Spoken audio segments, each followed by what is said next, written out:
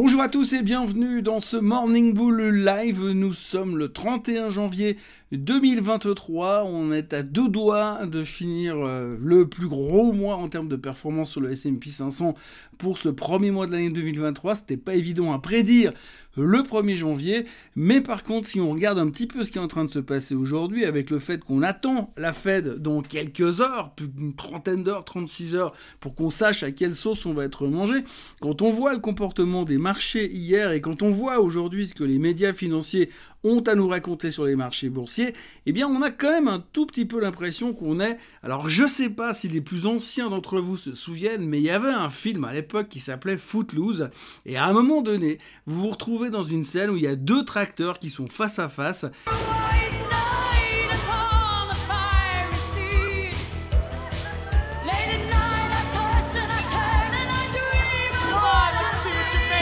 Et c'est le dernier qui sautera du tracteur, enfin le premier qui sautera du tracteur qui aura gagné. Et bien aujourd'hui c'est pareil, vous avez un tracteur, c'est la Fed, et l'autre c'est nous, et on est face à face, et on se dit peut-être que ça va bien se passer, mais on se dit aussi que peut-être la Fed elle a un truc à nous raconter qu'on n'a pas vraiment envie d'entendre mercredi après-midi. Donc pour l'instant on fait attention, on est prudent, et c'est un petit peu ce qu'on a vécu hier sur les marchés.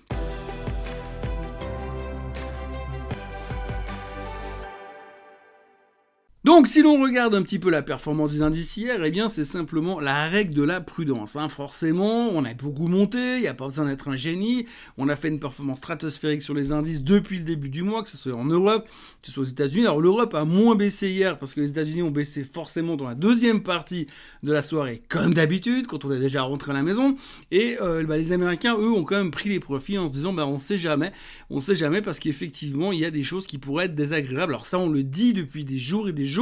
Alors je vais pas vous le répéter encore une fois, mais c'est vrai que nos alignements, nos désirs et nos envies par rapport aux performances financières des indices et des actions, eh bien sont peut-être pas forcément les mêmes que celles que la Fed veut nous annoncer demain. Donc la grande question c'est, est-ce que Jérôme Powell sera notre ami demain après-midi, ou est-ce que monsieur Jérôme Powell va continuer à être le méchant dans l'histoire et continuer à nous mettre dans une situation extrêmement compliquée. Pour l'instant, si on devait imager un petit peu ce qu'on voit dans les marchés financiers, bon, hier on a corrigé un petit peu, mais pour l'instant, si on regarde par rapport à ce qu'on connaît, par rapport à ce qu'on voit de l'économie, par rapport aux espoirs que le marché porte et par rapport à ce que la Fed pourrait nous annoncer demain, on est un peu dans la situation du coyote. Vous savez, dans le dessin animé, vous avez le Roadrunner et le coyote. Nous, on est un peu le coyote.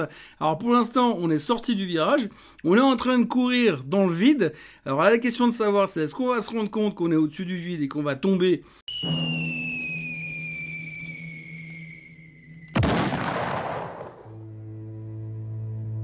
ou est-ce qu'on va réussir à revenir sur la route et continuer avec la Fed qui sera soudainement devenue notre ami? Donc c'est la grande question à laquelle on va devoir répondre ces prochaines heures. Alors forcément, il faut ajuster les positions. Alors l'ajustement de position, c'est le gros truc quand même où on aime bien. On aime bien dire ouais, j'ajuste les positions. Ça veut juste dire qu'on réduit les risques et puis qu'on se dit on a quand même bien gagné sur certaines positions, donc on va pas être plus royaliste que le roi non plus. Donc si l'on regarde la performance des indices hier, eh bien c'était plutôt stable en Europe, mais alors aux États-Unis, le Nasdaq s'est fait de nouveau allumer. Bien sûr, comme d'habitude, dès que ça commence à paniquer un tout petit peu, alors je dis pas qu'on panique, juste quand ça commence à paniquer un tout petit peu, eh bien les premiers sur qui on tire, c'est bien évidemment le Nasdaq. Donc le Nasdaq s'est fait allumer de 2%, c'est pas la fin du monde, bien entendu, mais globalement, on a vu que les gens se sont dit on va quand même pas prendre de risques, parce que ce qui est assez fou, c'est que depuis quelques temps, on n'arrête pas de parler de cassure de tendance, de nouveaux bull market, de changement de paradigme par rapport à ce que va faire la Fed et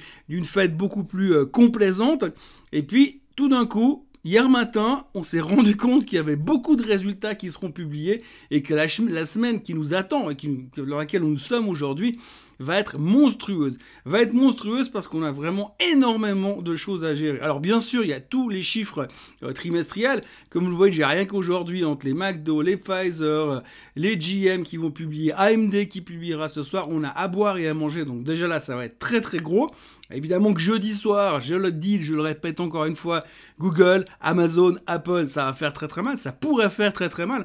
On s'attend quand même à que Apple nous annonce son premier trimestre de baisse de revenus depuis 2019, ça s'était plus jamais vu quasiment depuis 4 ans, donc ça pourrait quand même secouer, même si on s'y attend bien sûr, parce qu'on est des visionnaires, mais après, quand on regarde un petit peu tout le reste qu'il y a cette semaine, eh bien, ça va être lourd. Alors bien évidemment, il y a la Fed, on attend 0,25% de hausse des taux d'intérêt, ça on connaît l'histoire, on en a assez parlé. On a la BCE qui va arriver aussi avec 0,5% de hausse de taux d'intérêt attendu par le marché. On a la Banque d'Angleterre qui va venir également avec 0,5% de hausse sur les taux d'intérêt. Et puis alors on aura l'inflation dans la zone euro. Alors ça, on va voir un peu comment ça se passe. On aura également le PIB de la zone euro. Et à propos de PIB, hier on a eu les chiffres du PIB de l'Allemagne. Et quand on voit la gueule des chiffres du PIB de l'Allemagne, ça correspond pas vraiment à ce qu'on aurait pu espérer par rapport à ce que nous a annoncé monsieur Olaf Scholz.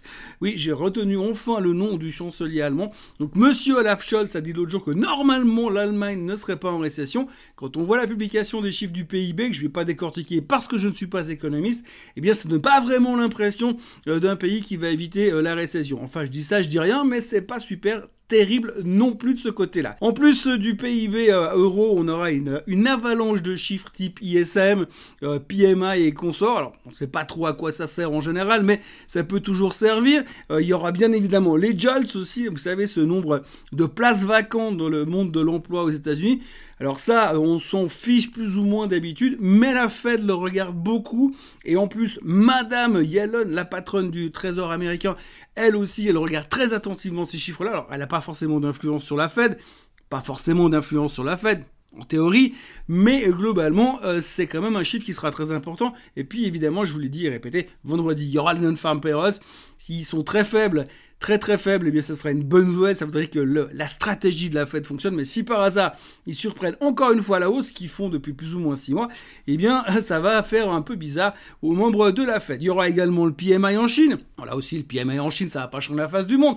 Par contre, ce qu'il faut quand même retenir au niveau du PMI en Chine, c'est que ça peut aussi ramener des idées d'inflation à nous, les experts en économie. Et puis donc, bien sûr, tous les chiffres trimestriels dont je vous ai annoncé, il y aura largement de quoi faire. Et puis pour remettre une couche sur la bonne ambiance du moment, vous avez Mike Wilson qui est un des stratèges de chez Morgan Stanley et qui a annoncé hier que le rallye c'était terminé cette semaine. Ça s'arrêtait, c'était fini, c'était terminé. Forcément avec tout ce qui nous attend, eh bien on peut se dire est-ce qu'on va réussir à passer toutes les barrières, tous les chiffres qu'on doit réussir à passer, toutes les informations qu'on doit réussir à gérer. Si toutes ces informations-là, on n'arrive pas à les faire, à passer juste, à avoir des bonnes surprises, ça va être compliqué. Et sur la masse, on se dit que statistiquement, il y aura forcément des déceptions. Ça paraît quand même assez logique. Enfin, voilà, c'est en gros le stress dans lequel nous sommes aujourd'hui. À côté de ça, vous avez toutes des petites nouvelles qui sont toujours assez rigolotes à voir. On citera au passage Johnson & Johnson, qui est de nouveau dans une histoire de talc pour bébé. Alors, pour ceux qui connaissent l'histoire de Johnson & Johnson depuis quelques années, on les accuse d'avoir mis de l'amiante dans le talc pour bébé, ce qui fait que ça aurait déclenché 40 000 cancers. Ils avaient trouvé la parade en mettant en faillite leur division talc pour bébé, mais finalement, hier, il y a un juge qui a dit non, ça marchera pas. Donc, Johnson & Johnson a perdu 4%, ou grosso modo 17 milliards de market cap. Évidemment, ils vont faire appel. Évidemment, ils paieront jamais. Évidemment, ça va prendre encore beaucoup de temps. Mais voilà, ça a quand même mis un peu la pression sur Johnson & Johnson. Et puis, on a Carvana. Alors, Carvana, c'est une marque de voitures d'occasion. C'est une société qui vendait des voitures d'occasion, qui était une des stars du marché ces dernières années, qui valait à un point, c'était juste des monstrueux ce que ça valait en termes de market cap. Ils ont des gros problèmes financiers. Ils sont au bord de la faillite. Et puis, alors, on a appris hier, ces derniers jours, on a appris que Carvana, eh bien, était le titre le plus shorté du marché. Donc, qu'est-ce qui s'est passé? Eh bien, tous les Wall Street betters, tous les meme stockers sont revenus dessus en disant « Ouh, c'est l'opportunité d'une vie ». Bref, ça fait 2 jours que ça prend 30% à chaque fois, mais la boîte est quand même de nouveau au bord de la faillite. Il y a quand même un gros risque de faillite sur Carvana, il faudra pas l'oublier non plus. J'arrive pas à le prononcer, le nom de cette boîte, c'est incroyable. On notera aussi les très bons résultats de Sophie, la boîte de finance électronique nouvelle génération aux États-Unis qui a pris 12% après des très bons chiffres. Et puis, il faut faudra aussi noter le dégagement assez massif des patrons de DoorDash. Alors DoorDash, c'est la boîte qui fait de la livraison à la maison, de la livraison de bouffe à la maison. Vous vous souvenez, à l'époque du Covid, c'était juste un truc génial qui valait 200 milliards de market cap. Bon, ça vaut déjà plus que 20. Mais par contre, tous les patrons de la boîte sont en train de liquider leur position. Pourquoi? Parce qu'ils sont arrivés à l'échéance de leur stock option et donc ils en profitent pour liquider des positions. Alors, ils liquident tous des grosses positions. Le CEO balance 2 millions de titres sur le marché, le CFO balance 2 millions de titres sur le marché. Donc, ça n'a pas super vraiment plu au marché hier, ces derniers temps. Et donc DoorDash est un peu sous pression. Bon, pour moi, ça reste de la daube. Mais globalement, grosse pression sur DoorDash, encore une fois, à cause des stock options. Après, je vous passe les petites histoires politiques, comme quoi Joe Biden ne livrera pas des F-16 à l'Ukraine, comme quoi les Chinois ont demandé aux Américains de ne pas livrer d'armes à l'Ukraine. On verra comment ça va être interprété ces prochains temps, mais ça promet d'être rigolo aussi. Grosso modo, pas grand chose de plus. Évidemment que si on fait le bilan global, tout le monde attend simplement la Fed. Comme je vous l'ai déjà dit dans cette vidéo, on s'approche d'une semaine méga compliquée et j'ai l'impression qu'hier, on a commencé à en prendre conscience. Pour l'instant, les futurs sont relativement sous contrôle, on baisse de 3 fois rien ou voire on est flat. Donc c'est pas non plus un sell-off qui a l'air de vouloir se continuer aujourd'hui, bien que les Européens devraient rattraper un tout petit peu le retard. Et puis pour le reste, on aura encore des chiffres économiques aujourd'hui. Bien sûr, on aura le CPI en France, on aura le CPI en Allemagne, avant le CPI européen demain, donc l'inflation reste le gros thème du moment. On aura également le PIB en France, et puis cet après-midi aux États-Unis, on aura la confiance du consommateur, le Redbook, le Chicago PMI, donc pas mal de chiffres encore. Il y a vraiment de quoi s'amuser en ce moment. Donc franchement, si on devait me demander qu'est-ce que tu penses du reste de la semaine, je dirais pile ou face. Et puis on termine avec les chiffres du jour aujourd'hui. Nous aurons comme publication l'UBS qui a déjà publié ce matin, et puis il y aura autrement, il y aura Exxon, UPS, GM, Pfizer, Caterpillar, McDo, Spotify, Philips 66 avant l'ouverture, et puis après il y aura AMD, Snap, Amgen, Mondelez, Electronic Arts et Stryker après la clôture. Voilà ce qu'on pouvait dire. Évidemment, tout se résume à la fête demain après-midi.